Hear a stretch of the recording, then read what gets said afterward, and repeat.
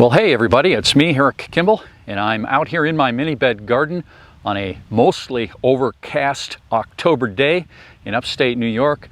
But we're not going to stay here. We're going to go to Waco, Texas, and I'm going to show you something really special. Grady Phelan down there in Waco sent me a photo essay showing his family's mini bed garden that they made earlier in the spring. This is something you're going to thoroughly enjoy. I appreciate Grady sending me this, sharing his garden and his family with me, and giving me permission to share it with all of you.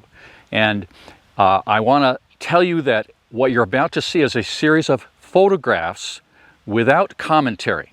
That's the easiest thing for me to do. Just get the photos up here on YouTube so that you can see. They tell a story by themselves. But if you want to read Grady's commentary that goes with the photos, I'll put a link in the description below to my personal blog where I first posted the photos with commentary.